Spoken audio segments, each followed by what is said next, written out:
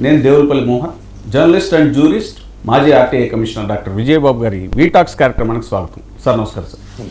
Sir ఈరోజు మనతో ఉన్నారు గెస్ట్ కాకుమాని రాజశేఖర్ గారు, leather industries development corporation of Andhra Pradesh మాజీ చైర్మన్, వైఎస్ఆర్సీపీ నాయకులు. సార్ నమస్కారం సార్.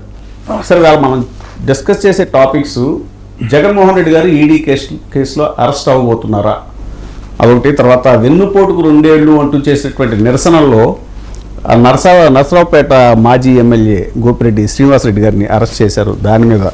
అలాగే డిఎస్సీ అభ్యర్థులు, దగాపడ్డ డిఎస్సీ అభ్యర్థులు, అమరావతి రైతులు, వీళ్ళంతా జగన్మోహన్ రెడ్డి గారిని కలవటం, దాని మీద వాళ్ళ కౌంటర్స్, అవి ఈ టాపిక్. సార్ ఫస్ట్ తీసుకుంటే జగన్మోహన్ రెడ్డి గారు అరెస్ట్ అవుతారా మద్యం కుంభకోణంలో?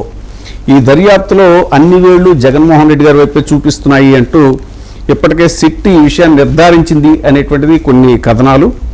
అయితే ఈ కేసులో సిట్ ఇదివరకే 350 పేజీల అభియోగ పత్రం కూడా దాఖలు చేసింది. మద్యపాన నియంత్రణ ముసుగులో ధరలు పెంచి వినియోగం తగ్గిస్తామని ప్రకటన చేశారు వైఎస్ఆర్సీపీ గవర్నమెంట్ వచ్చినప్పుడు. అదనపు రిటైల్ ఎక్సైజ్ ఏఆర్ఈటీ ప్రవేశపెట్టి ధరలు పెంచడంతో విక్రయాలు పడిపోయాయి. మళ్లీ యూటర్న్ తీసుకుని ఏఆర్ఈటీ కుదించి ధరలు తగ్గించారు. దాంతో అమ్మకాలు పెరిగాయి, వసూళ్లు కూడా పెరిగాయి. ఈ లంచాలు చెల్లించిన బ్రాండ్లకు నిబంధనలకు విరుద్ధంగా అత్యధికంగా సరఫరా ఆర్డర్లు ఇచ్చారు. సో అలా మద్యం సరఫరా చేసిన కంపెనీల నుంచి లంచాల సొమ్ము నేరుగా జగన్మోహన్ రెడ్డి గారికే దక్కింది, ఆయనకే చేరింది అంటూ కూడా అభియోగాలు. సో దాంతో ఇప్పుడు ఈడీ కేసులో ఆయన అరెస్ట్ అవుతారు అనేటువంటి ఈ చర్చను ఎలా చూడాలి? ఇదేంటే 2 ఏళ్ల పరిపాలనకు సంబంధించి వైసీపీ ఒక పిలిపించింది, వెన్నుపోటుకి 2 ఏళ్ళు అని చెప్పని. సో అదే క్రమంలో నిన్న భారీగా దాదాపుగా అన్ని ప్రాంతాల్లో కూడా వైసీపీ శ్రేణులు ఉత్సాహంగా ఈ కార్యక్రమాన్ని నిర్వహించారు. ఇంకా దానికి కొనసాగింపు కూడా ఉంది. ఇలాంటి టైంలో కరెక్ట్గా ఏంటంటే ఒక అటెన్షన్ను డైవర్ట్ చేయాలి.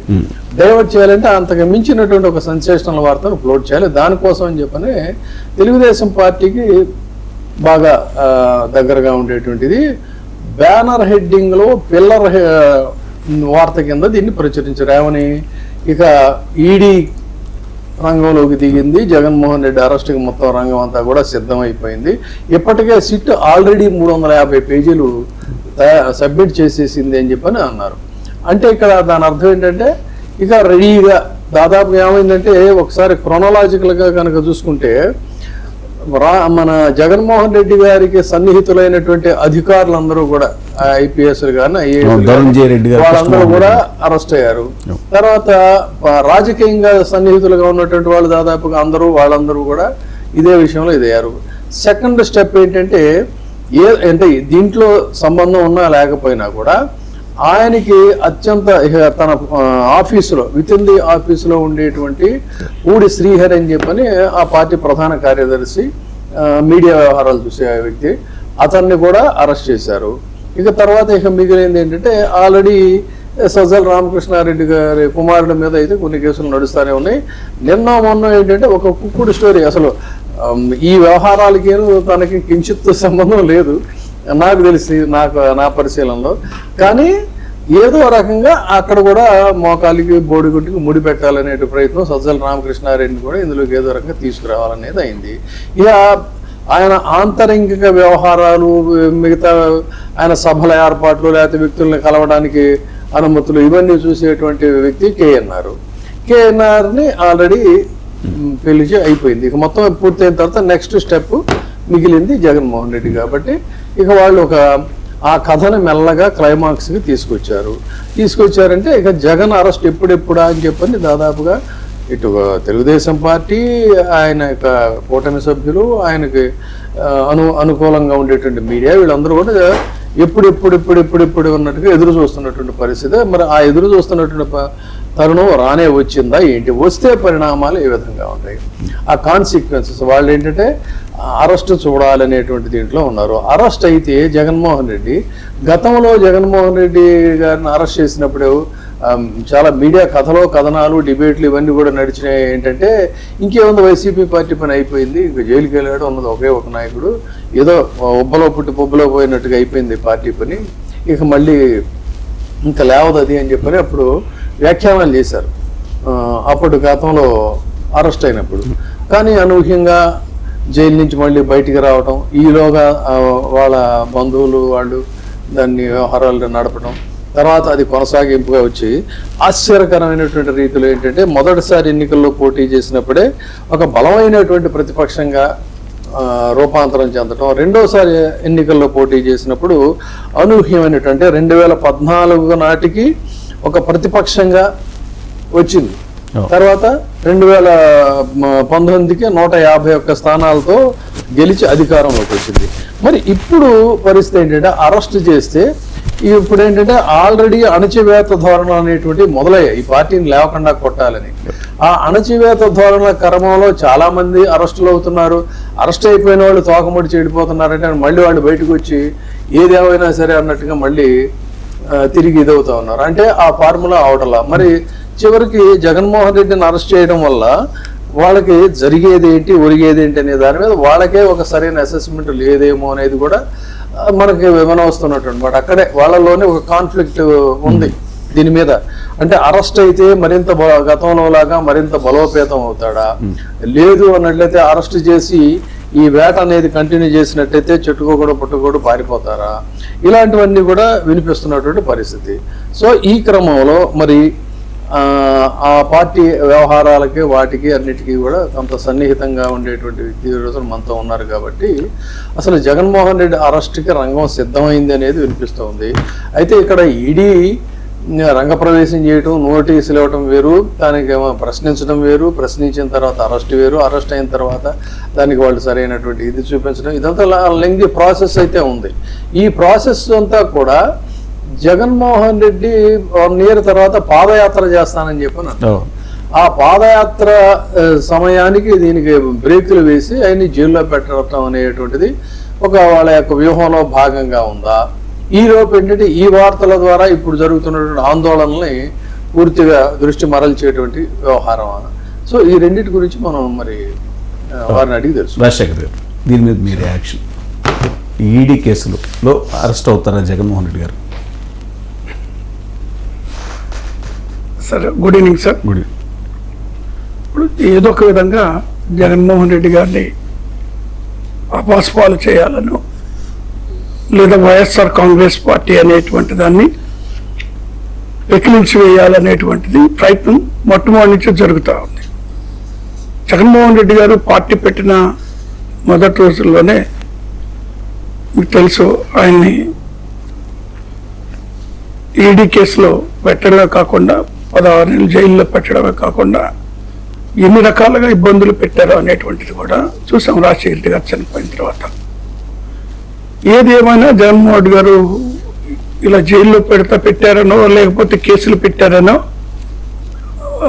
భయపడేటువంటి వ్యక్తి కాదు అనేటువంటిది అందరికి కూడా తెలుసు. అది సో అప్పుడు ఏదైతే తెలుగుదేశం అయితేమి లేదా కాంగ్రెస్ పార్టీ అయితేమో ఆ రోజు ఆయన మీద అక్రమ కేసు పెట్టి జైలుకి పంపించారు అన్యాయంగా. తిరిగి ఇప్పుడు మళ్ళీ కొంత మీడియాలో ఈ లిక్కర్ కేసుకు సంబంధించిన అరెస్ట్ చేస్తారు నాది అని వస్తూ ఉంది. వాస్తవంగా మాట్లాడితే చంద్రబాబు నాయుడు గారు హయాంలోని గతంలో 300 పైగా ఈ 380కి పైగా ఈ పర్మిట్ రూములని 42,000 ఈ బెల్ట్ షాపులని అలా పెట్టేసి వాళ్ళు ఇష్టరాజ్యంగా వాళ్ళు చేసి దాదాపు అందులో మరి అవినీతికి పాల్పడ్డటువంటి పరిస్థితులు ఉన్నాయి. అయితే ఆ కేసులో ఆల్రెడీ చంద్రబాబు నాయుడు గారు ఉన్నారు. మరి దానికి కక్ష సాధింపు చర్యగాని జగన్మోహన్ గారిని కూడా ఏదో ఒక విధంగా ఇందులో ఇరికించాలనేటువంటి ఆలోచన వాళ్ళు చేస్తూ ఉన్నారు. అంటే ఇది కూడా ఒక డైవర్షన్ పాలిటిక్స్. ఎందుకంటే ఇప్పుడు 2 సంవత్సరాలు అయిపోయింది. 2 సంవత్సరాల ప్రజాకంటక పరిపాలన మీద వైఎస్ఆర్ కాంగ్రెస్ పార్టీ సమరబేరి మోగించింది.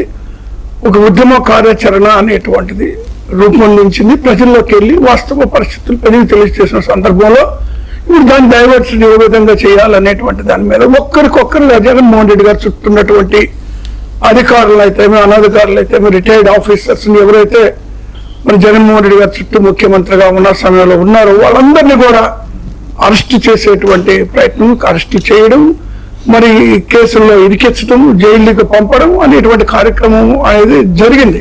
అది మన అందరం కూడా చూస్తా ఉన్నాం. అయితే లిక్కర్ కేసుకి సంబంధించి మొట్టమొదటిసారిగా ఇదే కూటమి ప్రభుత్వం లేదా చంద్రబాబు నాయుడు గారు అవినీతి జరిగింది వైఎస్ఆర్ కాంగ్రెస్ పార్టీ అధికారులు ఉన్నప్పుడు 1,00,000 కోట్లు జరిగిందని ఒకసారి మాట్లాడటం, తర్వాత 30,000 కోట్లు జరిగిందని ఒకసారి మాట్లాడటం, మళ్ళీ ఇప్పుడు 3,000 కోట్లకి మరి విచారణ జరుగుతుంది అనేటువంటి మాట వాస్తవం. అయితే ఇందులో ఎక్కడ కూడా ఒక పైసా కూడా ఇది జరిగినట్టుగా ఇప్పుడు అరెస్ట్ చేసినటువంటి వాళ్ళని బెదిరించి ఏదో ఒక విధంగా కేసుని మరి ముందుకు నడిపించేటువంటి ప్రయత్నం, ఆ కేసుకు సంబంధించి మరి ఏమాత్రం సాక్ష్యాధారాలు లేకుండానే ఈ కేసుని ఇంతమంది అరెస్ట్ చేస్తూ నడిపిస్తూ ఉన్నారు.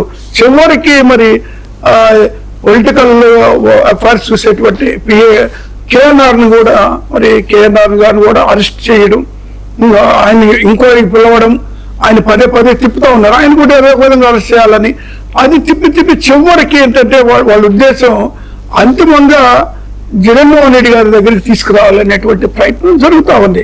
వాళ్ళకి ఎప్పటికి కూడా సరైనటువంటి క్లూ లేదు, సరైనటువంటి విచారణలు మరి వాళ్ళకి ఎక్కడ కూడా అవినీతి జరిగినట్టుగా లేదు. ఈరోజు సిట్ ఆఫీసర్స్ చూస్తే ఎంత ఆశ్చర్యం అంటే, సిట్ ఆఫీసర్స్ వెళ్ళి పత్రికా అధిపతులతోటి కొందరు ఎల్లో మీడియాతోటి కూర్చొని వాళ్ళతోటి చర్చించడం, వాళ్ళతో మాట్లాడటం, ఈ కేసు పూర్వపరాల గురించి వాళ్ళ దగ్గర నుంచి ఫీడ్బ్యాక్ తీసుకోవడం, వీళ్ళు వాళ్ళకి ఫీడ్బ్యాక్ ఇవ్వడం, ఈ విధంగా మరి కుమ్మక్కై మరి నడిపిస్తా ఉన్నారు. బట్ ఈ కేసు నాకు తెలిసి ఒకటి జగన్మోహన్ రెడ్డి గారిని గతంలో ఒకసారి జరిగింది, ఈసారి మళ్ళీ జగన్మోహన్ రెడ్డి గారు మరి జోలికి వెళ్ళి మరి ఆయన వరకు వెళ్ళి అరెస్టుల్లోకి వెళ్తే మాత్రం ఖచ్చితంగా ఆంధ్రప్రదేశ్ రాష్ట్రం అగ్నిగుండం అవుతుంది. ఆ విషయాన్ని గుర్తుపెట్టుకోవాలా. ఎన్ని అక్రమ కేసులు పెట్టినా కూడా ఎంతవరకు ప్రజలు సహిస్తారు? గతంలో చేసిన దానికి 6 నెలలు అన్యాయంగా మరి జైల్లో పెట్టినటువంటి పరిస్థితులు, మొక్కవోని దీక్షతోటి ఆయన మళ్ళీ ప్రజల మధ్యలోకి వచ్చి రాజ్యాధికారాన్ని సంపాదించుకొని మళ్ళీ ముఖ్యమంత్రి అయ్యారు. గుర్తుపెట్టుకోవాలి, వాళ్ళు ఎన్ని కేసులు పెడతారో, ఎన్ని అరెస్టులు చేస్తారో, ఎంత మందిని ఇబ్బంది పెడతారో అంతకన్నా 10 అంతల ఎత్తుగా మళ్ళీ వైఎస్ఆర్ కాంగ్రెస్ పార్టీ ఎదుగుతుంది. ఖచ్చితంగా మళ్ళీ 29 రాబోయే ఎన్నికల్లో వైఎస్ఆర్ కాంగ్రెస్ పార్టీ విజయ దుర్దుబి మోగిస్తుంది. జగన్మోహన్ రెడ్డి ముఖ్యమంత్రి మీరు ఒక పాయింట్ టచ్ చేశారు. ఏంటంటే వాళ్ళకు అనుకూలమైనటువంటి మీడియాలో అంశాలు వస్తాయని చెప్పాను. అంటే అసలు అక్కడ లోపల ఇంటరాగేషన్, చాలా మంది అధికారులు ఇంటరాగేషన్ చేసినప్పుడు విత్ ఇన్ నో టైం, రాత్రికి రాత్రే ఒక్కొక్క పాయింట్ అసలు వాళ్ళు ఏం అడిగారు, ఈయన ఏం చెప్పాడు, ఎంతసేపు జరిగింది, ఎక్కడ జరిగింది, ఎలా జరిగింది, ఇదంతా కూడా పోసగుచ్చినట్టు. నిజానికి ఏంటి, ఇంటరాగేషన్ అనేది కాన్ఫిడెన్షియల్ గా ఉండాల్సిన ఇది. ఇంటరాగేషన్ అంటేనే అది కదా దర్యాప్తు అంటే. ఆ దర్యాప్తు రిపోర్ట్ చాలా కాన్ఫిడెన్షియల్ గా ఉండాలి. కానీ చాలా ఫస్ట్ హ్యాండ్ రిపోర్ట్ లాగా వాళ్ళు మీడియాలో వచ్చినప్పుడు వాస్తవానికి ఏంటంటే, అమిత్ షా గారితో పవన్ కళ్యాణ్ గారు ఫలానా ఇష్యూని మాట్లాడారు అని అంటే మీరు చూసారా, మీరు విన్నారా అనే దాని మీద ఇంత పెద్ద రాద్ధాంతం కొన్ని రోజులుగా జరుగుతుంది, చూస్తున్నారు. మరి ఆ చిన్న విషయాన్ని రాద్ధాంతం చేస్తేనే మరి మీరు సాక్షాత్తు దర్యాప్తుకి సంబంధించి పలుమార్లు, ఒకసారి కాదు, ఆ యాజ్ ఇట్ ఈస్ యథాతథంగా వస్తా ఉంటే మీరు చూసారా, మీరు విన్నారా అనే దాని మీద అసలు మీరు ఎందుకు ఆందోళన చేయలేదు? మీరు అసలు దాని గురించి ఎందుకు మాట్లాడలేదు? దానికి ఎక్స్టెన్షన్ సార్, మీరు అన్నట్టు ఆ రిపోర్ట్ ఏంటంటే చాలా క్లియర్ గా సిట్ నివేదిక వాళ్ళు బయటపెట్టిన అంశాలు ఏంటంటే, A1 రాజకేశ్ రెడ్డి ప్రతి నెల 50-60 కోట్లు వసూలు చేసి A4 అంటే వైసీపీ ఎంపీ మిథున్ రెడ్డికి, నాటి వైసీపీ నేత విజయసాయి రెడ్డికి ఆయన A5, అలాగే భారతీయ సిమెంట్స్ డైరెక్టర్ A33 గోవిందప్ప బాలాజీకి అందజేశారు. మొత్తం 3,500 కోట్ల కుంభకోణం ఇది. ధనుంజయ రెడ్డి, కృష్ణమోహన్ రెడ్డి, చెవిరెడ్డి భాస్కర్ రెడ్డి వాళ్ళని కూడా విచారించారు. ఇప్పుడు జగన్ మీదకి ఫైనల్ గా విచారణ అనేటువంటి ఫిగర్స్ తో సహా, తేదీలతో సహా, వారాలతో సహా వాళ్ళు ఆ దర్యాప్తులో ఉన్నటువంటి అంశాలను వీళ్ళు ఏ విధంగా బహిర్గత పరుస్తున్నారు. సోర్స్ ఆఫ్ ది ఇన్ఫర్మేషన్ అనేది నేరమైనట్లయితే అందులో నేరం అని చెప్పి దాన్ని చంద్రబాబు నాయుడు గారు కూడా సమర్థించారు కదా, నిన్న మొన్న మాట్లాడారు కదా ఈ ఇష్యూ. మరి అదొక వాళ్ళకొక న్యాయం ఏంటి, యువతల వాళ్ళకి ఏంటి? అది మీడియానే, ఇంతకు ముందు జరుగుతున్నట్టు తంతు మీడియానే. మరి ఏంటి ఈ మీడియాల యొక్క ద్వంద్వ వైఖరి ఏంటి? అసలు కాన్ఫిడెన్షియల్ గా, ఇదేం కాన్ఫిడెన్షియల్ మ్యాటర్ కాదు, వాళ్ళకి ఏంటంటే సోర్స్ తెలిసిందని. ఇది ఇది ఇంత డైరెక్ట్ గా చేస్తున్నప్పుడు మీ పార్టీ తరఫున దీన్ని ఎందుకు పాయింట్అవుట్ చేయలేదు ఎవరు కూడా? సార్ ఖచ్చితంగా మేము పాయింట్అవుట్ చేస్తానే ఉన్నాం. ఎందుకంటే ఇప్పుడు నేను ఏదైతే చెప్పిందో చాలా రోజుల క్రితమే మా పార్టీలో చర్చ జరగడం, దాని గురించి మేము మీడియాలో మాట్లాడటం కూడా జరిగింది. అంటే రేపు ఎవరిని అరెస్ట్ చేస్తారు, లేదా రేపు కేసు ఏది టేకప్ చేయబోతున్నారు, ఎలాంటి విచారణ జరగబోతుందో అనేటువంటిది ఈ రోజే వాళ్ళ పత్రికల్లో రావడం, టీవీలో రావడం అనేటువంటి చూస్తున్నాం. అదే అధికారిక పత్రిక పోనీ అంటే ప్రభుత్వం తరఫున లేకపోతే ఈడీ తరఫున, సిబిఐ సిట్ తరఫున పనిచేస్తున్న పత్రికలు అయితే అవి కూడా అసలు ఎంక్వైరీ రిపోర్ట్స్ బయటకు పెట్టకూడదు అస్సలు సార్. అంత మ్యాటర్ ఏ విధంగా బయటకు వస్తా ఉంది, దీన్ని ఎలా అలో చేస్తున్నారు, ఆ దర్యాప్తు సంస్థలు దీని మీద ఎందుకు మా రిపోర్ట్స్ ని మీరు ఎందుకు డిస్క్లోజ్ చేస్తున్నారు, ఎవరి పర్మిషన్ తో చేస్తున్నారు అని వాళ్ళు అడగాల్సినటువంటి అవసరం ఉంది, వాళ్ళని అడగాల్సినటువంటి అవసరం మీకు ఉంది.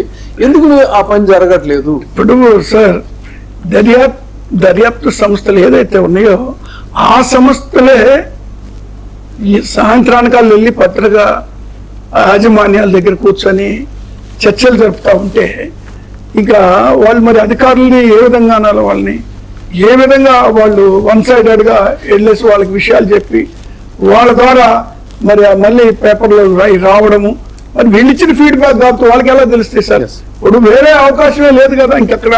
ఇప్పుడు ఆ సోర్స్ ఎక్కడ కనపట్టలేదు కదా. ఎవరు విచారణ చేసేటువంటి వాళ్ళు ఉంటారు, ఎవరైతే విచారణకు గురవుతున్నారో వాళ్ళు ఉంటారు అక్కడ. వాళ్ళు తప్పితే వేరే వాళ్ళకి తెలియడానికి అవకాశమే లేదు. కానీ ఎలా వస్తుంది బయటికి అంటే కేవలం ఎవరైతే విచారణ చేస్తున్న సిట్ అధికారులు పోలీసులతో కుమ్మక్కయ్యి ఏది ఈ యొక్క ప్రభుత్వం వాళ్ళ కనుసన్నల్లో నడుస్తున్నటువంటి వ్యవహారం కాబట్టి వాళ్ళ సూచనల మేరకు ఈ పోలీసు అధికారులు కూడా వాళ్ళతోటి మాట్లాడటం, మరి ఎప్పటికెప్పుడు ఏం జరుగుతుందో అప్డేటెడ్ గా వాళ్ళకి మీడియాకి ఇవ్వడం అని. ఎందుకంటే మీడియా సంస్థలకు కూడా వీళ్ళ లబ్ధి చేకూర్చినటువంటి పరిస్థితులు ఉన్నాయి కాబట్టి ప్రతి సంస్థకి మరి వాళ్ళు ఎన్ని విధాలుగా సహాయపడాలి అన్ని విధాలు సహాయపడ్డారు కాబట్టి ఆ టాపిక్ కూడా మనం తర్వాత మాట్లాడదాం. అంటే ప్రజాధనాన్ని న్యాయవాదులకి ఎన్ని కోట్ల రూపాయలు వెచ్చిస్తున్నారు, తర్వాత డిజిటల్ మీడియా సర్వీస్ అనే పేరుతో ప్రజాధనాన్ని ఎన్ని కోట్ల రూపాయలు అనుకూల మీడియాకి పంచి పెడుతున్నారు, దానికోసం ఎన్ని జీవోలు వస్తున్నాయి, మళ్ళీ తాజాగా ఒక జీవో వచ్చింది, దాని గురించి తర్వాత మాట్లాడదాం. సో ఒకవేళ జగన్మోహన్ రెడ్డి అరెస్ట్ అనేటువంటిది అనివార్యమైతే పరిస్థితులు ఎలా ఉంటాయంటే రిప్రకషన్స్ ఎలా ఉండవచ్చు అని చెప్పని మీరు ఎక్స్పెక్ట్ చేస్తున్నారు? సార్ ఇప్పటికే మేము వెక్స్ అయిపోయినాం సార్. ఈ ప్రభుత్వం మా కార్యకర్తల మీద చేసేటువంటి దాడులు, అక్రమ కేసులు, మా నాయకుల మీద చేస్తున్నటువంటి దాడులు, అక్రమ కేసులు, అరెస్టులు, జైలుకు పంపడం, అంటే మేము ఆల్మోస్ట్ రివర్స్ అటాక్ కి మేము ప్రిపేర్ అవ్వాల్సిన పరిస్థితులు అనివార్యంగా ఏర్పడుతున్నాయి సార్ ఆత్మరక్షణ కోసం. ఎందుకంటే ఈరోజు వాళ్ళు చేస్తున్నటువంటి మరి ఈ యొక్క హత్యాకాండలు, ఎంతమంది వైఎస్ఆర్ కాంగ్రెస్ పార్టీ నాయకులు కార్యకర్తలు చనిపోయారండి. ఈ విధంగా వాళ్ళు కేసులు పెట్టడాలు, అరెస్ట్ చేయడాలు, ఇంటికి వెళ్ళి మధ్యరాత్రుల్లో తలుపులు కొట్టాలు, ఆడవాళ్ళకి పిల్లలు భయభ్రాంతులకు గురి చేయడం, మరి ఇన్ని అరాచకాలు చేస్తా ఉంటే ఖచ్చితంగా మేము కూడా ఇంకా తిరుగుబాటు చేయాల్సినటువంటి పరిస్థితులు, ఎదుర్కోవాల్సినటువంటి పరిస్థితులు ఏర్పడ్డాయి సార్. ఖచ్చితంగా ఎదుర్కొంటాం. ఇప్పుడు ఏదైనా పిల్లి అయినా గదిలో పెట్టేసుకొట్టి తిరగబడతారు కదండి. అదేవిధంగా ఇప్పుడు మేమేంటంటే చట్టాన్ని గౌరవిస్తూ చట్ట ప్రకారం పోదాము, చట్టం లేదా కోర్టుల మీద వాటి మీద మాకు నమ్మకం ఉంది కాబట్టి మేము కూడా సైలెంట్ గా కోర్టుల నిర్ణయాల కోసం, చట్టం ఏ నిర్ణయం తీసుకుంటే దానికోసం ఎదురు చూస్తా ఉన్నాం. ఇన్ని అక్రమ కేసులు పెట్టి ఇన్ని గందరగోళ సృష్టించారు. కానీ మాకు మరి రక్షణ కరువైనటువంటి పరిస్థితుల్లో ఖచ్చితంగా మేము ఏదో ఒక ఆలోచన చేయాలి, ఏదో ఒక విధంగా దాన్ని ఎదుర్కొనేటువంటి ప్రయత్నం చేస్తాము. అలాంటి స్థితిలో ఉన్నటువంటి ఈరోజు వైఎస్ఆర్ కాంగ్రెస్ పార్టీ కార్యకర్తలు ఇప్పుడు జగన్మోహన్ రెడ్డి గారి దాకా వచ్చి జగన్మోహన్ రెడ్డిని గారిని కూడా ఇబ్బంది పెట్టే పరిస్థితులు వస్తే మాత్రం ఖచ్చితంగా రాష్ట్రం అగ్నిగుండం అవుతుంది. మేము ఊరుకునేటువంటి ప్రశ్నే లేదండి ఈ విషయంలో మాత్రం. ఎందుకంటే ఇప్పటి వరకు ఏంటంటే వాళ్ళు జగన్మోహన్ రెడ్డి గారి చుట్టుపక్కల ఉన్న ప్రతి ఒక్కరిని ఒక వయస్సు లేదు, తారతమ్యం లేదు, పెద్ద చిన్న లేకుండా అందరినీ కూడా రాజ్యంగా వాళ్ళు తీసుకెళ్లి జైళ్లలో పెట్టేటువంటి కార్యక్రమం చేసుకుంటూ వస్తున్నారు. కేసుకు సంబంధం లేకపోయినా కూడా వాళ్ళు సృష్టించి వాళ్ళు ఇప్పుడు ఈ కేసు 2 సంవత్సరాలు జరుగుతూ ఉన్నాయండి. ఎక్కడ కూడా మరి సాక్ష్యాధారాలు సరైనటువంటి లేవు, వాళ్ళు రికవర్ చేసినటువంటి పరిస్థితులు కూడా లేవు. అయినా కూడా వాళ్ళు ఈ కేసుని ఇలా డ్రాగ్ చేస్తూ మరి అందరిని అరెస్టులు చేస్తూ కాలయాపన చేస్తూ ఉన్నారు సార్. కాబట్టి ఖచ్చితంగా వైఎస్ఆర్ కాంగ్రెస్ పార్టీ తిరుగుబాటుకి మాత్రమే సిద్ధంగా ఉంటాం సార్. అంటే జగన్మోహన్ రెడ్డి గారికి నోటీసులు వస్తే ఆ నోటీసులు ఆయన విచారణకి వెళితే విచారణ పేరుతో కొన్ని రోజులు ఇదైన తర్వాత అరెస్ట్ చేసినట్లయితే ప్రతి ఘటనకి మీరు సంసిద్ధులై ఉన్నారనమాట, అంతేనా? ఎలాంటి త్యాగాలకైనా కూడా సార్ జగన్మోహన్ రెడ్డి గారి కొరకు ఏ త్యాగం చేయడానికైనా వైఎస్ఆర్ కాంగ్రెస్ పార్టీ కార్యకర్తలు కానీ మాలాంటి నాయకులు కానీ అందరూ కూడా సిద్ధంగా ఉన్నారు సార్. ఇప్పుడు ఇన్ని గందరగోళాల్లో లేదా ఇన్ని అక్రమ కేసుల్లో ఇన్ని అరెస్టుల్లో ఇన్నిసార్లు జైలుకి పంపినా వైఎస్ఆర్ కాంగ్రెస్ పార్టీ కార్యకర్తలుగా నాయకులుగా మొక్కమూని దీక్షతో జగన్మోహన్ రెడ్డి గారు వెంటనే నడుస్తున్నారు సార్. ఎవరైతే బయటికి వెళ్ళారో వాళ్ళు కేవలం స్వార్థం కోసం, వాళ్ళ స్వప్రయోజనాల కోసం, వాళ్ళ లబ్ధి చేకూర్చడం కోసం వాళ్ళు బయటికి వెళ్ళిన నాయకులు వెళ్ళారు తప్పితే కార్యకర్తలు మరి ఒక్కరు కూడా పక్కకి వెళ్ళినటువంటి పరిస్థితులు లేదు. కాబట్టి జగన్మోహన్ రెడ్డి గారి కోసం మేము ప్రాణం వేయడానికి కూడా సిద్ధంగా ఉంటాం. ఆయన వరకు ఈ విషయం వెళ్ళి ఆయన ఇబ్బంది పెట్టే పరిస్థితి వస్తే మాత్రం ఎంతవరకు నడవడానికి మేము వెనకాడమని ఈ సందర్భంగా తెలియజేస్తున్నాం. ప్రస్తుతానికి చంద్రబాబు నాయుడు గారు వచ్చిన మొదటి సంవత్సరం నుంచే నేనే కనుక కక్షపూర్తి రాజకీయాలు చేస్తే జగన్ ఎప్పుడు అరెస్ట్ చేసేవాడిని అని చెప్పి చాలాసార్లు అన్నారు సార్. సరే, అసలు చూద్దాం ముందు పరిణామాలు ఎలా ఉంటాయి. ఇక మరో అంశం సార్, వెన్నుపోటుకు 2 ఏళ్లు అంటూ వైఎస్ఆర్సీపీ తాజాగా నిరసన ర్యాలీలు అవి భారీ ఆందోళన కార్యక్రమాలు చేస్తే రాక్షస పాలన ముగింపుకు 2 ఏళ్లు అంటూ టీడీపీ కూడా కౌంటర్గా చేయటం, ఆ సందర్భంగా అనేక చోట్ల ఘర్షణలు అవి కూడా జరగడం జరిగింది. నసరాపేట మాజీ ఎమ్మెల్యే గోపిరెడ్డి శ్రీనివాసరెడ్డి గారు చేసినటువంటి ఒక కామెంట్కి ఆయన తెలుగుదేశం పార్టీ నుంచి ఆయన కూడా అరవింద్ బాబు ఆయన సవాల్ చేయటం, ఆ సవాళ్ళు కోటప్పకొండ దగ్గరికి వెళ్ళి సవాల్ చేసుకుంటాం అనేటువంటి ఒక ఘర్షణపూరిత వాతావరణంలో మాజీ ఎమ్మెల్యే గోపిరెడ్డి శ్రీనివాసరెడ్డి గారిని తాజాగా హౌస్ అరెస్ట్ చేశారండి. ఆయన ఈ అంశం మీద ఉదయం నుంచి పోలీసులు అక్కడ ఆయన ఇంటి చుట్టుముట్టారు. ఏంటంటే చూద్దాం, అది కూడా ఆయన బయట ఉంది, ఒకసారి ప్లే చేయండి. గోపిరెడ్డి శ్రీనివాసరెడ్డి ఆడియో. 2,467 కోట్ల రూపాయలతో ఈ నర్సరావుపేట నియోజకవర్గాన్ని అభివృద్ధి చేశాం. నువ్వు చెప్పిన లెక్కల ప్రకారమే నిన్న అభివృద్ధి 427 కోట్లతో సంక్షేమం, 127 కోట్లతో అభివృద్ధి అని చెప్పారు. మొత్తం కలిపి 540 కోట్లు 2 సంవత్సరాలు మేము చేసింది. మేము 5 సంవత్సరాలు చేసింది 2,467 కోట్ల రూపాయలు.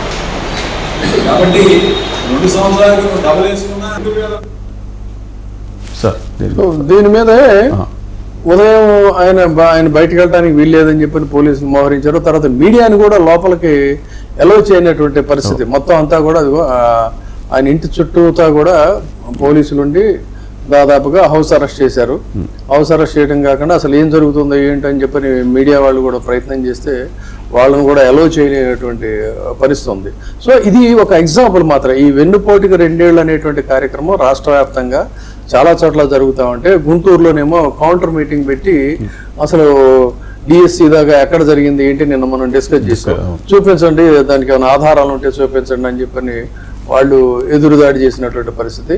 ఇలా ఒకవైపు ఏంటంటే ప్రభుత్వంలో వాళ్ళకి పోలీసులు పూర్తిగా పోలీసు వ్యవస్థ వాళ్ళకి అండగా పనిచేస్తున్నమాట.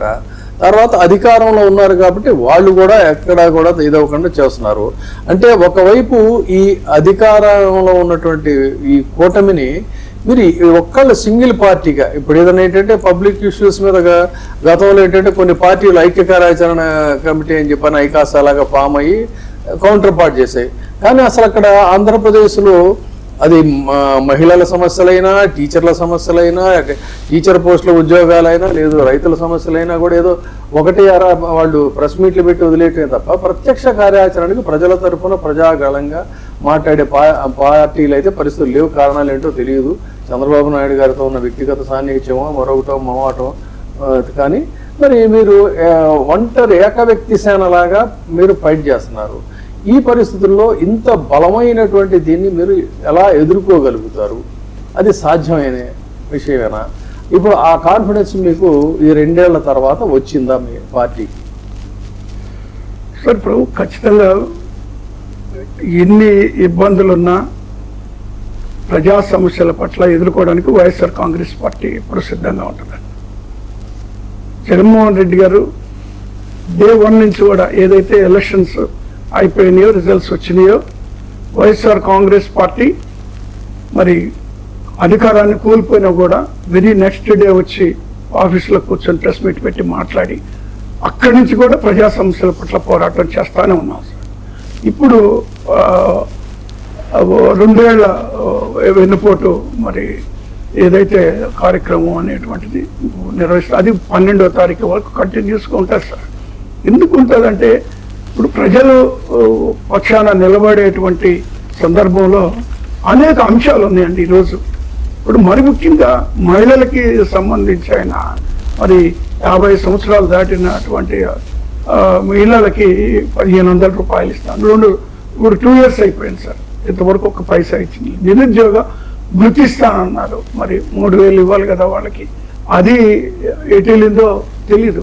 ఆరోగ్యశ్రీ చూస్తే మరి 3500 కోట్ల రూపాయలు నెట్వర్క్ హాస్పిటల్స్ కట్టవలసింది, అవి కట్టగా ఆరోగ్యశ్రీ కుంటు పడిపోయినటువంటి పరిస్థితులు ఉన్నాయి. గతంలో జగన్మోహన్ రెడ్డి గారు అధికారులు ఉన్నప్పుడు 25 లక్షలు ఆరోగ్యశ్రీకి మరి అది కేటాయించి మరి ఆరోగ్యశ్రీ 25 లక్షల లోపల వైద్యం చేసుకునేటువంటి అవకాశం పేదలకు కల్పిస్తే మరి ఈరోజు వాటన్నిటిని కూడా రద్దు చేసినటువంటి పరిస్థితుల్లో మనం చూస్తూ ఉన్నాం. కాబట్టి మరొక పక్క 17 మెడికల్ కాలేజీలు తీసుకొస్తే అవన్నీ ప్రైవేటు పరం చేయాలనేటువంటి ఆలోచనతోటి ప్రైవేటు పరం చేస్తున్నటువంటి పరిస్థితులు చూస్తూ ఉన్నాం.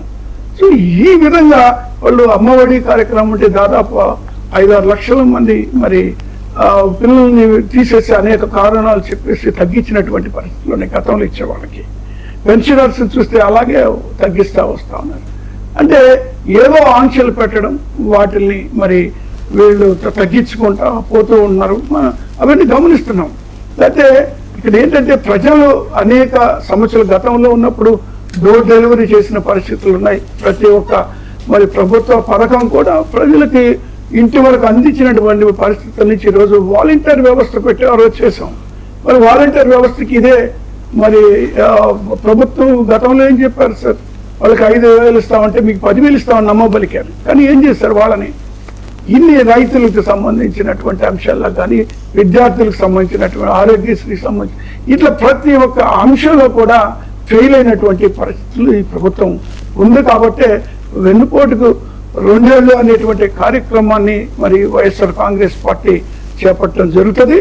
ఖచ్చితంగా పోరాటానికి మేము అన్ని విధాల సంసిద్ధంగా ఉన్నాం, పోరాటం చేస్తాము. ఏ విషయం కూడా వెనక్కి తగ్గేటువంటి పరిస్థితి లేదు. దానికి కార్యకర్తలు అనుగుణంగా ఈరోజు ఏ జిల్లాల్లో ఏ మారుమూల ప్రాంతాల కాన్స్టిట్యూన్సీలో కార్యక్రమాలు జరిగినా కూడా వైఎస్ఆర్ కాంగ్రెస్ పార్టీ కార్యకర్తల నాయకులు విరివిగా పాల్గొంటున్నారు. ప్రజలు కూడా అందులో భాగస్వాములై ఉద్యమాలు చేస్తా ఉన్నట్టు. అదే పాయింట్ ఇప్పుడు నేను అడిగేది.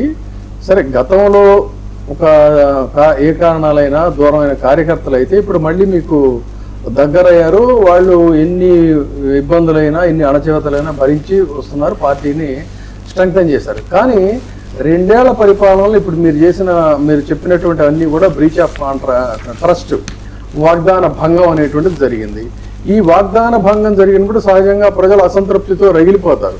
మరి ఆ ప్రజా స్పందన అనేటువంటిది మీరు ఇచ్చేటువంటి పిలుపుకి చాలా పెద్ద మొత్తంలో ఈ దగా పడినటువంటి ప్రజలు, నమ్మి మోసపోయామనుకునేటువంటి ప్రజలు వాళ్ళందరూ కూడా మరి భారీగా రావాలి.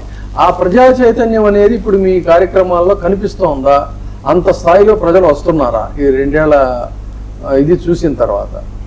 సార్ ఇప్పుడిప్పుడే ప్రజలు బయటకు వస్తూ ఉన్నారు సార్. ఎందుకంటే ఈ యొక్క రాక్షస పరిపాలన లేదా వీళ్ళు చేసేటువంటి దాడులు, వీళ్ళు చేసేటువంటి అక్రమ కేసులు, వీళ్ళు చేసేటువంటి ఈ మర్డర్స్, వీటి దెబ్బకి భయపడి ప్రజలు చాలా మంది కూడా ముందుకు రావాలంటే వెనక్కి భయపడిపోతా ఉన్నటువంటి మాట వాస్తవం సార్. అయినా కూడా తెగించి అనేక మంది బయటకు వస్తూ ఉన్నారు. ఎందుకంటే వీళ్ళు ఎవరు బయట, కొంతమంది మీరు చూసారు లేదు టీవీ ఛానల్స్లో మాస్క్ వేసుకొని మాట్లాడుతూ ఉన్నారు. ఎందుకంటే మాస్క్ తీస్తే వాళ్ళు గుర్తుపడతారు, వాళ్ళు మళ్ళీ చంపేస్తారు అనేటువంటి భయంతో ప్రజల్లో ఒక భయానక వాతావరణం నెలకొంది. పెద్ద పెద్ద వాళ్ళ మీద ఇన్ని అక్రమ కేసులు పెట్టి అరెస్టులు చేస్తుంటే మరి మనలాంటి వాళ్ళని వీళ్ళు ఏం చేస్తారో అనేటువంటి భయం అనేటువంటిది ప్రజల్లో ఉంది సార్. ఖచ్చితంగా వాళ్ళు రాబోయే రోజుల్లో ముందుకు వస్తారు, పూర్తి స్థాయిలో ముందుకు వస్తారు. ఇప్పటికిప్పుడు రాలేకపోయినా కూడా ఎన్నికలు సమీపించేటువంటి లేదా ఎలక్షన్ ఇయర్లో ఖచ్చితంగా ప్రజలు స్వతంత్రంగా బయటకు వస్తారు. అప్పటి వరకు ఖచ్చితంగా వైఎస్ఆర్ కాంగ్రెస్ పార్టీ కార్యకర్తలు మాత్రమే ధైర్యంగా ఈ కార్యక్రమాలు ప్రజా వ్యతిరేక కార్యక్రమాలు ఏదైతే ఈ ప్రభుత్వం చేపడుతుందో వాటిని ఎదుర్కోవడానికి మాత్రం వెనకాడేటువంటి ప్రశ్నే లేదు. అలాగే విజయబాబు గారు ఇందాక రేజ్ చేసిన పాయింట్ ఒకసారి మళ్ళీ గుర్తు చేస్తున్నాడు. అదే అంటే మీరు ఒంటరిగానే చేస్తున్నారు పోరాటం, అందరినీ కలుపుకెళ్ళలేకపోతున్నారా, లేకపోతే మిగతా పార్టీలు ఏవైతే ఉన్నాయో వాళ్ళు కానీ ప్రజా సంఘాలు కానీ వీటి నుంచి మద్దతు లభిస్తుందా? ఖచ్చితంగా సార్, ఇప్పుడు కలిసి వచ్చే పార్టీలతో ఉద్యమాలు చేయడానికి మాకేం అభ్యంతరం లేదు. ఎందుకంటే సమస్య ఎజెండా ఒకటే అయినప్పుడు కలిసి చేయడంలో తప్పేం లేదు. ఖచ్చితంగా ఒక పార్టీ నిర్ణయం తీసుకుంటుంది జగన్మోహన్ రెడ్డి గారు. అల్టిమేట్గా ఏంటి, ప్రజలకు న్యాయం జరగాల, ప్రజా సమస్యల పట్ల పోరాటం చేయాలి అనేటువంటి అంశం అజెండా ఒకటే. కాబట్టి ఎవరు సపోర్ట్ చేసినా కూడా ఖచ్చితంగా వాడి మద్దతు మేము ఖచ్చితంగా రాబోయే రోజులు మద్దతు తీసుకుంటాము. అవసరమైతే కలిసి పోరాటం చేయడానికి కూడా వెనకాడము అని ఈ సందర్భంగా తెలియజేస్తాను సార్. అంటే అసెంబ్లీకి రావట్లేదు అనేటువంటిది ఆల్రెడీ మీ మీద ఒక ఆరోపణ ఉంది కదా, అందువల్ల ఏమైనా మిగతా పార్టీలు కలవట్లేదా సార్? ఇప్పుడు అసెంబ్లీకి వస్తే ఏ విధంగా ఉంటుంది అనేటువంటిది కూడా గతంలో చూసాం మనం. వాళ్ళు ఇచ్చే సమయము లేదా వాళ్ళు ఇచ్చే గౌరవం ఏ విధంగా ఉంటుందో కూడా చూసాం. ఇప్పుడు అంతా ఇప్పుడు అసెంబ్లీకి రావట్లేదు జగన్మోహన్ రెడ్డి గారు అని మాట్లాడడం కానీ నిత్యం ఆయన ప్రజల మధ్యలో ఉంటున్నాడు అనేటువంటి విషయం, ప్రజా సమస్యల పట్ల పోరాటాలు చేస్తున్నారు అనేటువంటి విషయం కానీ, లేదా ప్రజా సమస్యలు మరి ప్రజల దృష్టికి తీసుకెళ్ళటమే కాకుండా మరి ఏ రోజు కూడా ఆయన ఈ యొక్క ప్రజా వ్యతిరేక కార్యక్రమాలు చేపడుతున్నటువంటి కూటమి ప్రభుత్వాన్ని నిలదీయకుండా ఏం లేరు. చంద్రబాబు నాయుడు గారు ఎక్కడున్నారో కూడా సమాధానం వాళ్ళు చెప్పాలా. మరి ఎందుకు లేరు? గత 5 సంవత్సరాల్లో అసెంబ్లీలో ఎందుకు లేరు? అది కాదండి, ఇందా మీరు ఒక పాయింట్ రైజ్ చేశారు. ప్రజలు భయభ్రాంతులను చేసింది ప్రభుత్వం, భయం నీడలో ప్రజలు బతుకుతున్నారని చెప్పారు.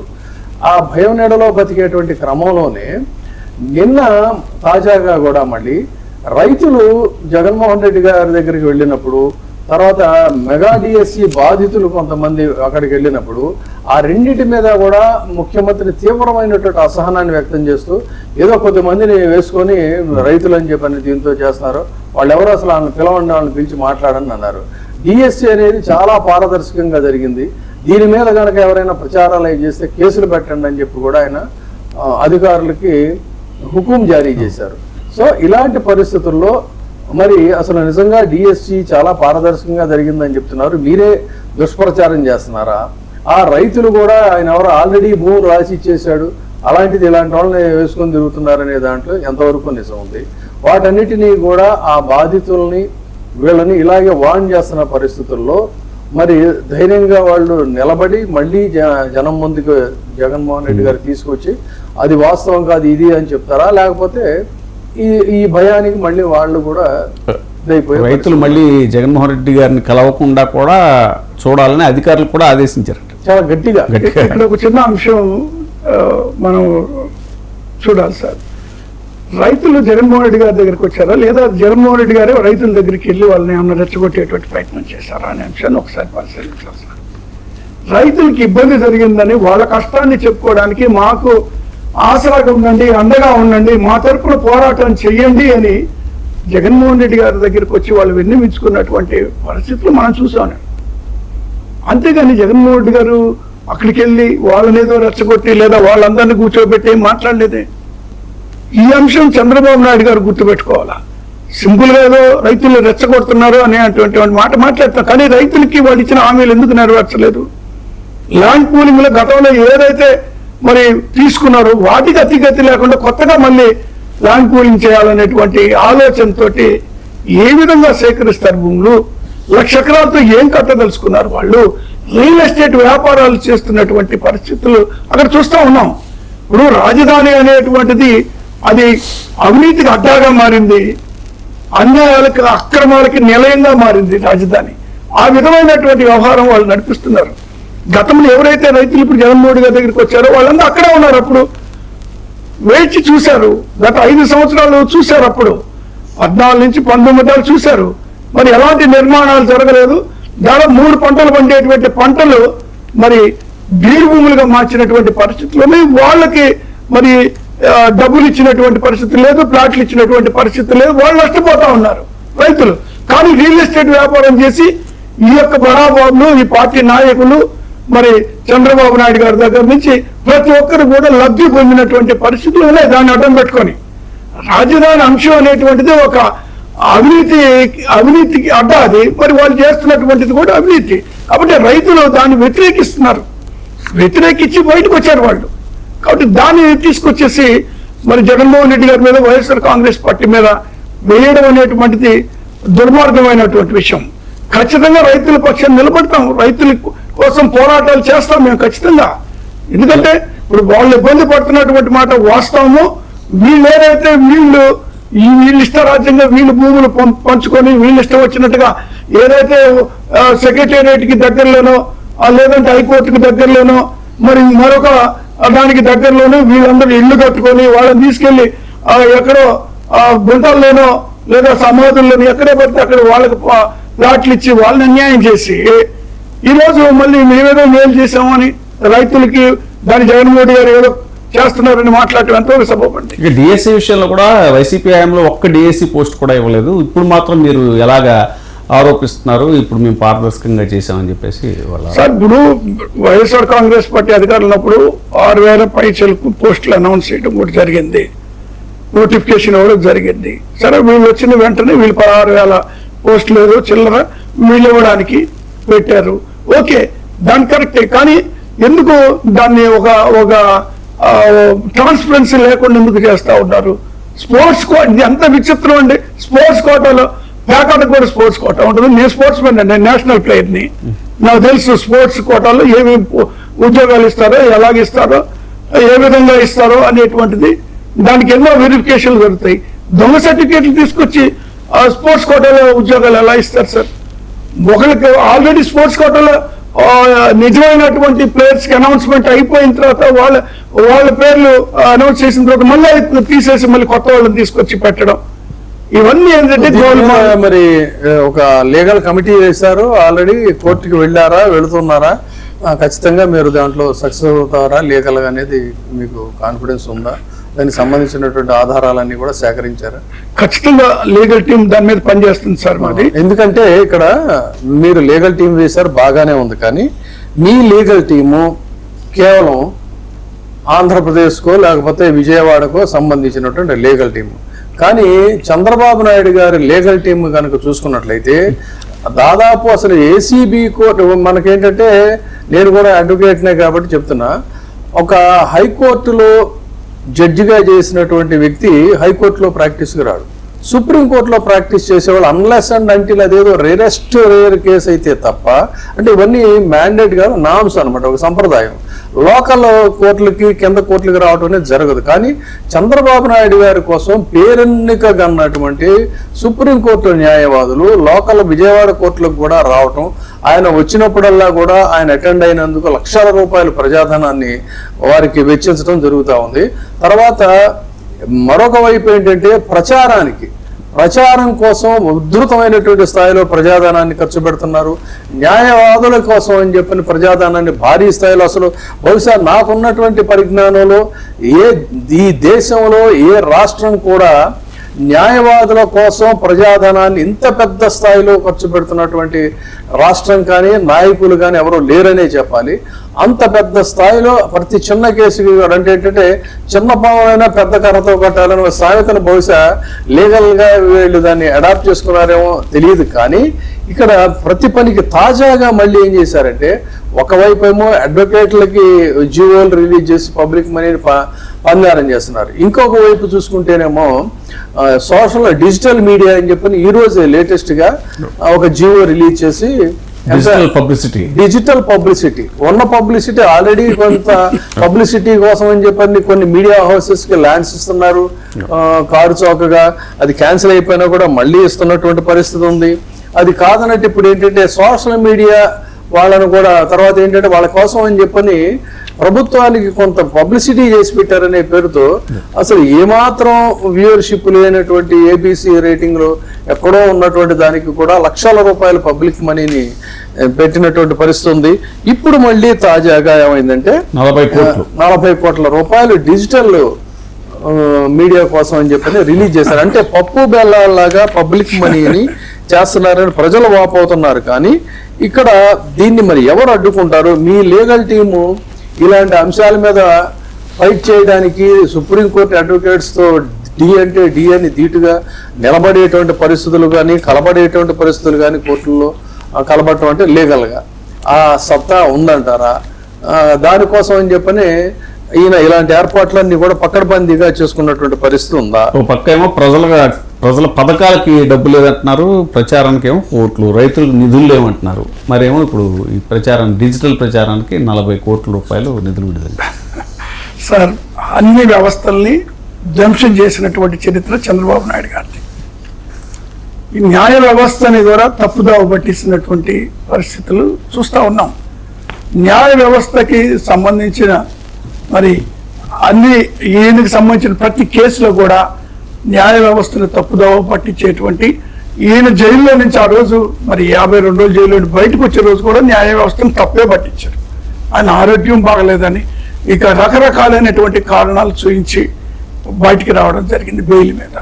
కానీ ఏం చేశారు, బెయిల్ మీద బయటకు వచ్చిన తర్వాత ఆ జైలు దగ్గర నుంచి విజయవాడ దాకా మరి పెద్ద ఎత్తున ఊరేగుతూ కొన్ని గంటలు ఆయన ఊరేగి వచ్చినటువంటి పరిస్థితులు ఉన్నాయి. సో ఇలాంటి తప్పుడు సమాచారాలు కోర్టులకు ఇవ్వడము లేదా న్యాయ వ్యవస్థను తప్పుదారు పట్టించడం అనేటువంటిది చంద్రబాబు నాయుడు గారు వెనతో పెట్టినటువంటి విద్య. వాళ్ళకి కోట్లాది రూపాయలు ఇప్పుడు ఢిల్లీ నుంచి తీసుకొచ్చి ఆంధ్రప్రదేశ్లో ఉన్నటువంటి ఆయన అపాయింట్ చేసిన వాళ్ళు ఏమయ్యారు, లేదా ఆంధ్రప్రదేశ్లో హైకోర్టులో లేకుండా పోయారా? ఢిల్లీ నుంచి ప్రతి చిన్న కేసుకు కూడా ఢిల్లీ నుంచి మరి స్పెషల్ ఫ్లైట్స్ లో తీసుకొచ్చి కోట్లాది రూపాయల ప్రజాధనాన్ని వాళ్ళకి ఇస్తున్నటువంటి పరిస్థితులు చూస్తూ ఉన్నాం. ఈ రోజు కాదండి, 14-19 దాకా అదే పని చేశారు చంద్రబాబు నాయుడు గారు. ఈ రోజు అదే పని చేస్తూ ఉంటారు. కానీ ఒకటి మాత్రం గుర్తుపెట్టుకోవాలండి, ప్రజలు ఈ విషయాలన్నీ కూడా గమనిస్తున్నారు అనేటువంటి విషయాన్ని వాళ్ళు మర్చిపోతా ఉన్నారు. వీళ్ళు చేసేటువంటి ప్రతి అంశం కూడా ప్రజలు ఖచ్చితంగా అది అకౌంటబిలిటీ అనేటువంటి ఉంటుంది. ఇప్పుడు మళ్ళీ మేము అధికారంలోకి వచ్చిన తర్వాత ఖచ్చితంగా వీళ్ళందరినీ కూడా మళ్ళీ చట్టం ముందు నిలబెడతాం. వీళ్ళు చేసిన దుబారాలు స్పెషల్ ఫ్లైట్స్ లో మరి 3 డిప్యూటీ సీఎం గారు అయితే, సీఎం గారు అయితే, ఈవెన్ మరి లోకేష్ గారు అయితే స్పెషల్ ఫ్లైట్స్ లో ఎలా తిరగలుగుతున్నారు? విదేశాలకు మరి గుంపులుగా వెళ్ళేసి విదేశాలకు వెళ్ళి ఎలా తిరగలిగి ఎలా వెళ్ళగలిగి వస్తా ఉన్నారు. ఇప్పుడు వెళ్ళేది మరి ఆర్భాటంగా వెళ్ళడము, మరి అక్కడ 6 రోజులు 10 రోజులు ఉంటూ రావడము, ప్రజల డబ్బు అంతా దుర్వినియోగం తప్పితే ఇక్కడ సాధించుకొచ్చింది ఏం కనపట్టలేదే. కాబట్టి నేనేమంటానంటే ఇప్పుడు తీరా చూస్తే మరి ఇక్కడ ప్రజలకు సంబంధించినటువంటి అంశాల్లో డబ్బులు మరి ప్రజలకి సంక్షేమ కార్యక్రమాలకి లేదా అభివృద్ధి కార్యక్రమాలు డబ్బులు వాటిని అప్పులు తీసుకొస్తున్నటువంటి పరిస్థితులు ఉన్నాయి. ప్రతి దానికి కూడా వారం అప్పులు తీసుకొచ్చినటువంటి పరిస్థితులు ఉన్నాయి. కాబట్టి ఈ విధంగా వాళ్ళు ప్రజాధనాన్ని మాత్రం ఇష్టరాజ్యంగా వ్యక్తిగతంగా వాళ్ళు వాడుకుంటూ మరి అప్పులు తీసుకొచ్చి రాజధాని నిర్మాణం కానీ ఇతర కార్యక్రమాలు కానీ అప్పులు తీసుకొచ్చి ఖర్చు పెడుతున్నటువంటి పరిస్థితి కూడా చూస్తూ ఉన్నాం సార్. బట్ దేనికైనా కూడా ఒకరోజు సమాధానం ఖచ్చితంగా వాళ్ళు చెప్పుకోవాల్సి వస్తుంది. ఏ ఒక్కరిని కూడా మరి మేము అధికారంలోకి వచ్చిన తర్వాత కూడా ఖచ్చితంగా వదిలిపెట్టే పని లేదు, చట్టం ముందు ఖచ్చితంగా నిలబెడతామండి. సో ఇక్కడ ఒక ప్రధానమైన పోలిక ఏంటంటే మీరు అనేక అంశాలను ప్రస్తావించారు.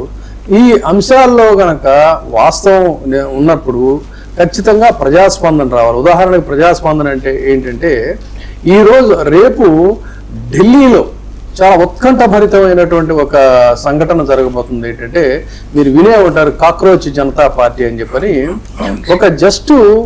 ఒక సుప్రీంకోర్టు న్యాయమూర్తి చేసినటువంటి కామెంట్ మీద ఒక మీమ్గా మొదలైనటువంటిది ఈ కాక్రోచ్ జనతా పార్టీ అని చెప్పని అమెరికాలో ఉంటున్నటువంటి అభిజిత్ దీప్కే అనేటువంటి ఒక యువకుడు దీన్ని సోషల్ మీడియాలో దీన్ని స్టార్ట్ చేశాడు. ఆయన ఏదైతే కాక్రోచెస్ వీళ్ళు ఈ యువకులంతా ఈ ఆర్టీ కేసులు వేసేవాళ్ళు, వీటిలో వచ్చేవాళ్ళు, అది ఇదని అంటే దాని మీదే కాక్రోచ్ ఇదని పెట్టాడు. ఆయన పెడితే ఈ కాక్రోచ్ జనతా పార్టీని దాన్ని సోషల్ మీడియాలో నుంచి దాన్ని బ్లాక్ చేసింది ప్రభుత్వం.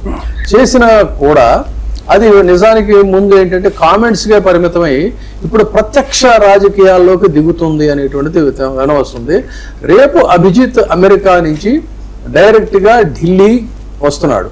ఢిల్లీ రావటమే కదా, రావటమే జంతర్ మంతర్ దగ్గర ఒక నిరసన కార్యక్రమాన్ని ఏర్పాటుకి కూడా ఆయన పిలిపించాడు.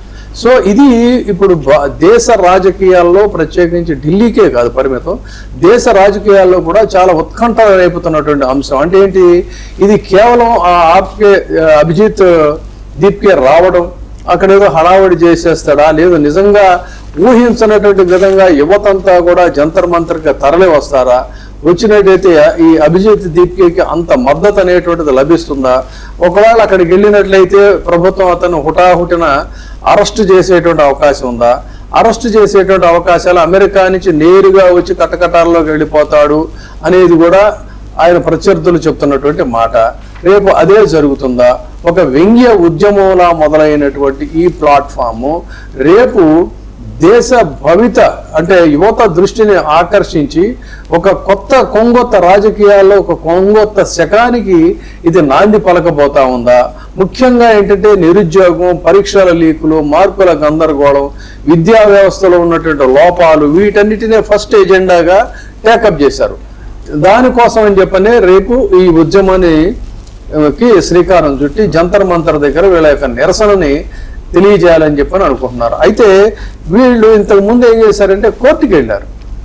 కోర్టుకి వెళ్ళి దీన్ని రివోక్ చేయాలి, వాళ్ళ యొక్క దీన్ని సిజేపీకి సంబంధించిన దాన్ని అంటే అర్జెంటుగా దీన్ని విచారించాలి అని చెప్పారంటే కోర్టు ఏం చేసిందంటే ఇంత అర్జెంటుగా ఇది విచారించాల్సినటువంటి కేసు కాదు అని చెప్పని కోర్టు తిరస్కరించింది.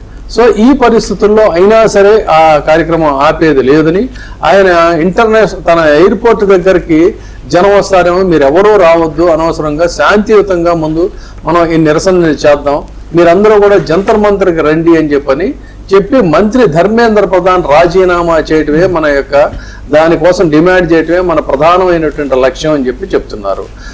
ఈ పరిస్థితుల్లో సోషల్ మీడియా ఖాతాల మీద మరి ముఖ్యంగా ఎక్స్, ట్విట్టర్ ఈ ఖాతాలన్నిటినీ బ్లాక్ చేసినటువంటి ఢిల్లీ హైకోర్టు దీన్ని రివోక్ చేయాలి మళ్ళీ అని చెప్పనంటే కూడా ఆ అత్యవసర విచారణను కూడా కోర్టు తిరస్కరించినటువంటి నేపథ్యంలో మరి రేపొద్దున ఎంత స్థాయిలో యువత అక్కడికి వస్తుంది, ఇది ఒక ఉద్యమ రూపం దాల్చుతుందా, లేదు అంటే తాత్కాలికమైనటువంటి వ్యవహారంగానే మిగిలిపోతుందా, గవర్నమెంట్ దీన్ని ఎలా కంట్రోల్ చేయాల్సి వస్తుంది, ముఖ్యంగా యూనియన్ గవర్నమెంట్ ఎన్డీఏ అయితే మాత్రం దీన్ని చాలా తీవ్రమైనటువంటి అంశంగానే పరిగణిస్తున్నటువంటి పరిస్థితి. మరి ఇతన్ని ఎయిర్పోర్ట్లోనే అరెస్ట్ చేస్తారా, లేదు జంతర్ మంతర్ దాకా వస్తాడా, జంతర్ మంతర్ దాకా వస్తే తన ప్రసంగం ఏ విధంగా ఉంటుంది, అదే కనుక జరిగితే అది దేశవ్యాప్తంగా యువతలో ఒక చైతన్యాన్ని తీసుకొచ్చేటువంటి పరిస్థితి వస్తుందా అనేటువంటిదే ఒక ఉత్కంఠ.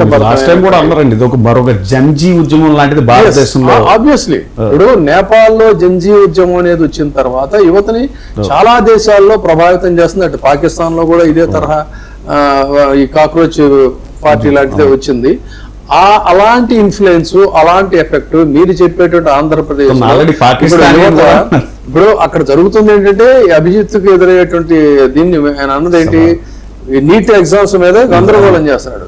మరి ఆంధ్రప్రదేశ్ లో కూడా అంత స్థాయిలో కాకపోయినా దగా పడ్డారు, మెగా డిఎస్సి యువతే దగా పడ్డారు. అది యువత అందరికీ కూడా అప్లికబుల్ అయ్యేటువంటి ఇష్యూయే కావాలి. తర్వాత యువతకు సంబంధించి మీరు డిమాండ్ చేస్తున్నట్టుగా వాళ్ళకి నిరుద్యోగ భృతి అని చెప్పన్నారు, అలాంటిది కూడా ఏమి లేదు. సో వీటన్నిటినీ కూడా ఒక రకంగా ఇన్స్పైర్ చేసేటువంటి విధంగా ఇలాంటి ఉద్యమాలు ఉంటాయి. అలాంటి ఉద్యమాన్ని ఈ కాక్రోచ్ జనతా పార్టీ ఒక సోషల్ మీడియా మీమ్గా మిగిలిపోకుండా ఒక ఉద్యమ పతాకగా ఆవిర్భవించేటువంటి అవకాశం ఉందనేది చూస్తున్నారు. రేపొద్దున అతను అరెస్ట్ అవుతాడు అనేది గట్టిగా వినిపిస్తున్నటువంటి మాట. అది అలా ఉంచినట్టయితే అలాంటి ఉద్యమాలు ఆంధ్రప్రదేశ్ లో కూడా వచ్చేటువంటి అవకాశం ఉందని మీరు భావిస్తున్నారు. మొన్న షోలో జూపుడు ప్రభాకర్ గారు డైరెక్ట్ గా అన్నారండి, మరో జంజీ ఉద్యమం ఆంధ్రప్రదేశ్ లో రాబోతుంది. మీ ఒపీనియన్ గురించి చెప్పండి, క్లోజ్ చేద్దాం. సార్ ఇది వాస్తవం కూడా ఈ కాక్రోచ్ జనతా పార్టీ అనేటువంటిది ఇది చాలా ఆశ్చర్యకరంగా ఒక్కసారిగా అది తెర మీదకి వచ్చింది. ఇప్పుడు దాదాపు 25,000 మంది మెంబర్షిప్ కూడా తీసుకున్నారని వస్తుంది. అది మొత్తానికి ఏదో ఒక గందరగోళాన్ని హడావుడి సృష్టించే అవకాశం ఉందని అనిపిస్తుంది సార్. కానీ ఏది ఏమైనా ప్రజాపక్షాన పోరాటం చేయడం అనేటువంటిది మంచిదే. ఈ దేశంలో కూడా అనేకమైన అంశాలు ఉన్నాయి. అలాంటి అంశాల మీద ప్రజల పక్షాన్ని నిలబడడం అనేటువంటి ఏ పార్టీ అయినా ఎవరైనా సరే, అంటే ఇప్పటి వరకు అయితే ఏ రాజకీయ పార్టీ కూడా కాక్రోచ్ జనతా పార్టీకి మద్దతుగా ఎక్కడ కూడా మాట్లాడలేదు. రేపు ఒకవేళ అభిజిత్ అరెస్ట్ కనుక జరిగినట్లయితే, అది పెద్ద స్థాయిలో జనాలు పోగైనట్లయితే, దాంట్లో మేము సైతం ఉన్నాను, అప్పుడు బహుశా పొలిటికల్ పార్టీస్ మాట్లాడే అవకాశం ఉంటుంది. అదే కనుక జరిగితే మరి మీ పార్టీ నుంచి కూడా ఒక నైతిక మద్దతు మీరు ఇస్తారా అనేటువంటి ప్రశ్న చూద్దాం. దానికి సార్ జెండా ఎజెండా అంతా బయటకు వచ్చిన తర్వాత ఖచ్చితంగా దాని గురించి పార్టీలు కూడా అదే ఆలోచన చేస్తాం సార్. ఇప్పుడు వైఎస్ఆర్ కాంగ్రెస్ పార్టీ కూడా ఇది డిఎస్ మీద జరిగినటువంటి అక్రమాలు ఆల్రెడీ ఉద్యమాలు అనేటువంటిది విద్యార్థులు కొంత ఉద్యమాలు చేస్తా ఉన్నారు సార్.